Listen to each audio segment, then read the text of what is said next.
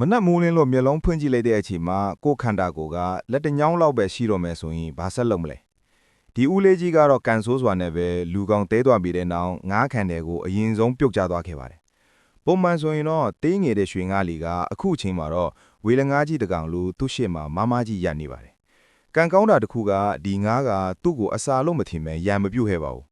ဦးလေးကြီးလည်းရေထဲမှာအသက်အောက်နိုင်စွမ်းတီတိုးလာပြီးငါးလေးတကောင်လိုပဲလွတ်လပ်မှုကိုခဏတာခံစားလိုက်ရပါတယ်ဒါပေမဲ့ဒီပျော်ရွှင်မှုကကြကြမခံပါဘူးဒီမြေအောက်ခန်းထဲမှာသူ့တယောက်တည်းရှိနေလားမဟုတ်လို့ပါအမောင်ထဲကနေထပ်ပေါ်လာတဲ့တားရဲကောင်ကြီးကတော့အေယာမပင်ကူကြီးပါပဲဦးလေးကြီးခမရကြောက်လွန်းလို့အဲ့တချောင်းကိုဓာတ်တပဲအသုံးပြပြီးခုခံဖို့ကြိုးစားပါတယ်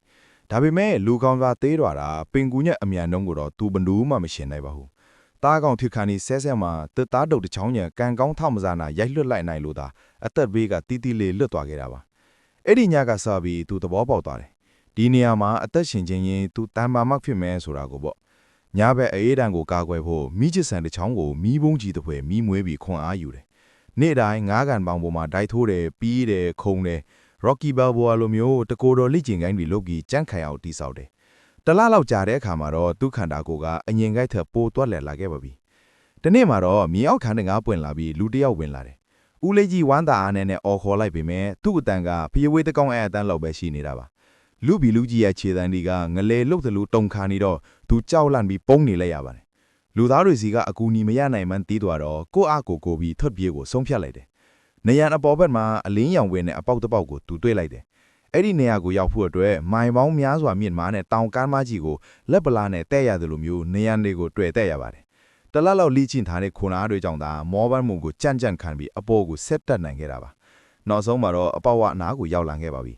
လွတ်လပ်မှုရတော့မယ်လို့ပြောနေတော့မှပဲကန်ကြမာကမျက်နာသာမပေးဖြောင်းပါဘူးအပေါက်ဝမှာဂိတ်ဆောင်ဘီလူကြီးလိုစောင့်နေတာကနောက်ထပ်ပင်ကူကြီးတစ်ကောင်ပါဦးလေးကြီးငိမ့်တက်ပြီးပုံနေလိုက်ရပါတယ်ပင်ကူထွက်သွားလို့အပေါက်ဝကိုပြေးကြည့်လိုက်တော့နောက်ထပ်စိတ်ဖြက်စရာတစ်ခုကစီးကြိုနေပြန်တယ်အဲ့ဒါကတော့တန်စကားကာထားတဲ့စန်းခါပေါက်ပါပဲခေါင်းဝင်လို့ရပေမဲ့ထုခန္ဓာကိုယ်ကဝင်လို့မရပါဘူးမနက်မိုးလင်းတော့အခြေအနေကပိုဆိုးလာတယ်အောက်မှာပေးဝီကြီးကစောင့်နေသလိုအပေါ်ကပင်ကူကြီးကလည်းထုကိုစားဖို့တဖြည်းဖြည်းဆင်းလာနေပါပြီ